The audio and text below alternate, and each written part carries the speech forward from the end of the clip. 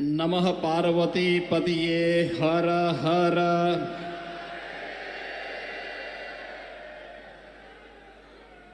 श्री नीलकंठ महादेव मंदिर जालोर के इस भव्य पुनर्स्थापना कार्यक्रम के आज के इस समारोह में मंच पर उपस्थित केंद्रीय मंत्री और जिनके प्रयास से आज मुझे यहां आने का सौभाग्य प्राप्त हुआ है, माननीय श्री गजेंद्र सिंह शेखावत जी, आचार्य स्वामी अभयदास जी महाराज, नीलकंठ महादेव मठ के श्री महंत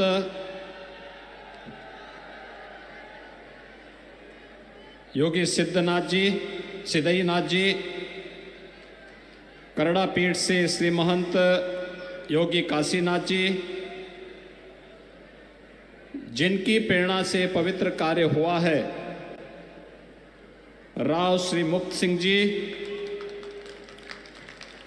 राव श्री प्रेम सिंह जी, राव श्री कुशवंत सिंह जी,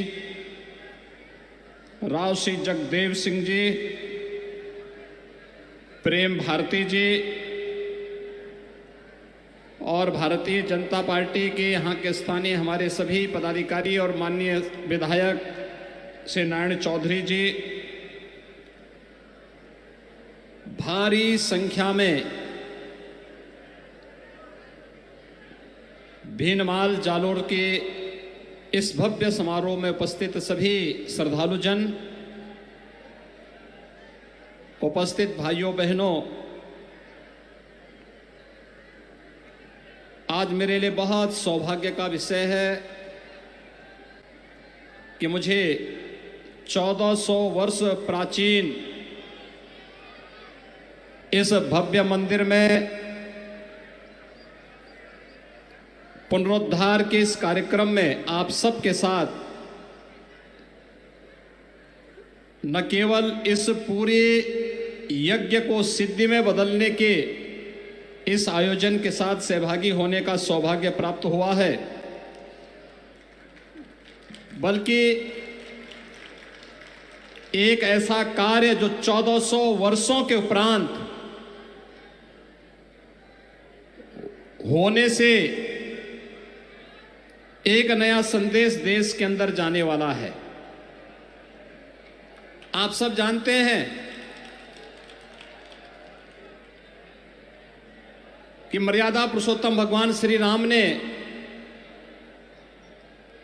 लंका पर विजय प्राप्त करने की शुरुआत की थी रामेश्वरम में ज्योतिर्लिंग की स्थापना करके, और भीनमाल में श्री नीलकंठ महादेव के इस भव्य मंदिर के पुनरुद्धार कार्यक्रम के बाद यह तय हो गया है कि अगले 1 वर्ष के अंदर अयोध्या में भगवान राम के भव्य मंदिर में भी रामलीला विराजमान होने वाले हैं।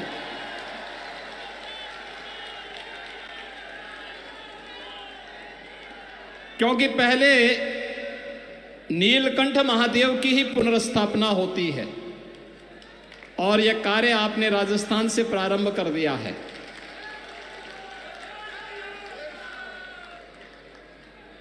राजस्थान की धरती धर्म और कर्म का, भक्ति और शक्ति के एक समन्वय का केंद्र बिंदु है। धर्म के वास्तविक मर्म को अगर समझना हो तो राजस्थान का आकर के दर्शन करो।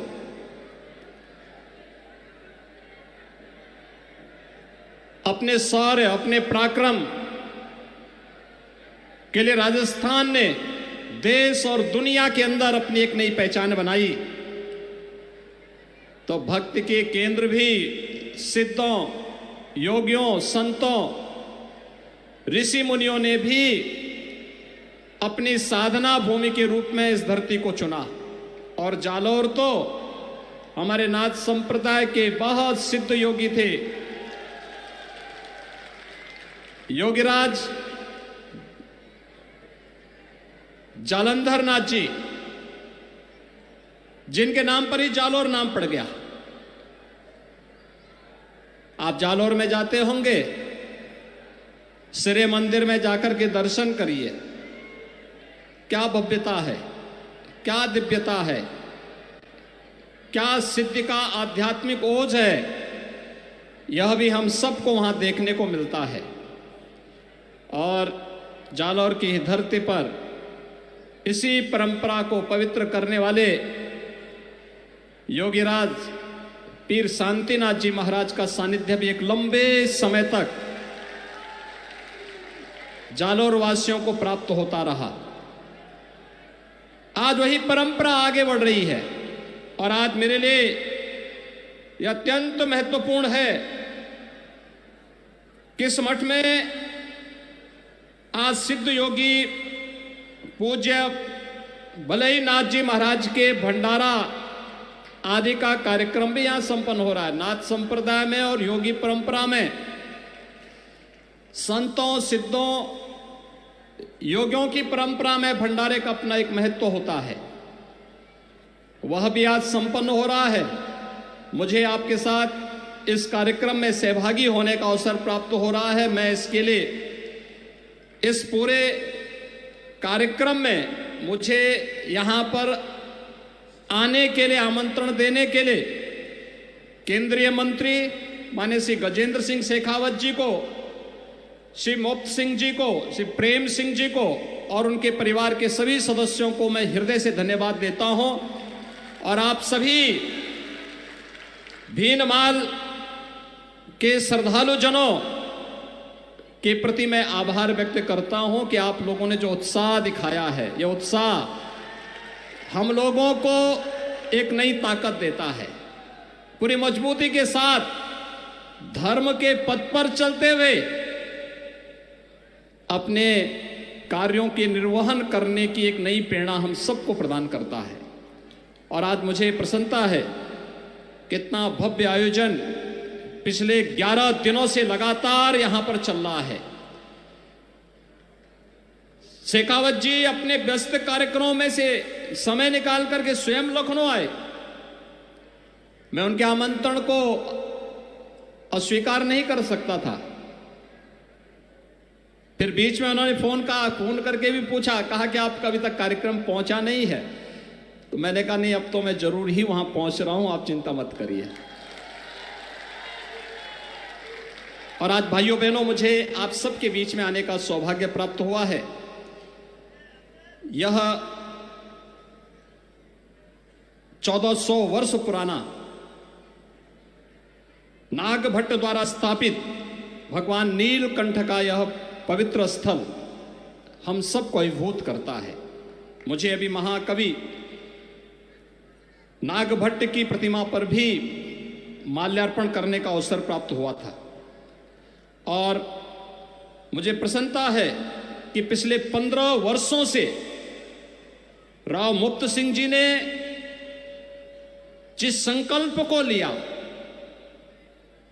वह संकल्प आज इतना भव्य मंदिर के रूप में भीनमाल के श्रद्धालु जनों के लिए, जालौर के श्रद्धालु जनों के लिए, राजस्थान और देश और दुनिया से आने वाले श्रद्धालु जनों के लिए यहां पर भगवान नीलकंठ के इस पवित्र शिवालय के दर्शन करने का इस भव्य मंदिर में अवसर प्राप्त होगा। यह अपने आप में सौभाग्य का अवसर है। कल ही हम लोगों ने देश के 74वें गणतंत्र दिवस का आयोजन संपन्न किया है। आज देश आगे बढ़ रहा है। याद करिए, आजादी के अमृत महोत्सव वर्ष में प्रधानमंत्री मोदी जी ने हम सबको एक संकल्प दिलाया, पूरे देशवासियों को, और संकल्प था अपनी विरासत के एक संकल्प जो 5 प्रण थे, उनमें से एक प्रण था विरासत के प्रति सम्मान का भाव, अपनी विरासत का संरक्षण करना। ये विरासत का ही संरक्षण है। 1400 वर्ष पहले 7वीं शताब्दी में जिस मंदिर की पुनर्स्था, जिस मंदिर की प्राण प्रतिष्ठा का कार्यक्रम संपन्न हुआ, आज उसका एक भव्य रूप राव मुक्त सिंह जी के सहयोग से, उनके साधना से, आप सबके उत्साह से वह भव्य रूप हम सबको देखने को मिल रहा है। आज जिस प्रकार की एकता इस धार्मिक आयोजन में देखने को मिल रही है, कोई जाति नहीं, कोई मत का भेद नहीं, कोई मजहब का भेद नहीं। भाइयों बहनों, हम सबको अपने दैनिक जीवन में भी इस भाव को अंगीकार करना होगा। हमारा सनातन धर्म भारत का राष्ट्रीय धर्म है। हम सब अपने व्यक्तिगत स्वार्थों से ऊपर उठ करके अपने इस राष्ट्रीय धर्म के साथ जुड़ते हैं। हमारा देश सुरक्षित हो, हमारे मान बिंदुओं की पुनर्स्थापना हो, गौ ब्राह्मण की रक्षा हो, किसी कालखंड में अगर हमारे धर्मस्थलों को अपवित्र किया गया है, उनकी पुनर्स्थापना का एक अभियान चले। और इस अभियान का क्रम आज आप देख रहे होंगे। अयोध्या में 500 वर्षों के बाद प्रधानमंत्री मोदी जी के प्रयास से भगवान राम के भव्य मंदिर के निर्माण का कार्य आज पूरा होने जा रहा है। आप सभी श्रद्धालु जनों ने भगवान राम के भव्य मंदिर के निर्माण में अपना योगदान दिया। आज भारत की भावनाओं के अनुरूप भारत का राष्ट्रीय मंदिर भगवान राम के भव्य मंदिर के रूप में स्थापित हो रहा है। और मुझे बहुत प्रसन्नता है कि भगवान राम के भव्य मंदिर के निर्माण का कार्य और रामलला विराजमान अगले 1 वर्ष के अंदर अपने भव्य मंदिर में होंगे। उससे पहले राजस्थान के इस भव्य मंदिर के पुनरुद्धार का सौभाग्य आज मुझे यहां प्राप्त हुआ है। भाइयों बहनों, 11 दिनों से चल रही आपके यज्ञ की जो ये प्रक्रिया है, धार्मिक अनुष्ठान है, आज और पूर्णाहुति में इस भंडारे के साथ यहां पर समारोह की ओर अग्रसर हो रही है। लेकिन जितना भव्य और दिव्य परिसर बनाया गया है, इसकी भव्यता, इसकी दिव्यता और इसकी पवित्रता को बनाए रखने की जिम्मेदारी अब राव मुक्त सिंह जी ने भीनमाल के नागरिकों के ऊपर छोड़ी है। वे सब मिलकर के इसको यही भव्य रूप दें।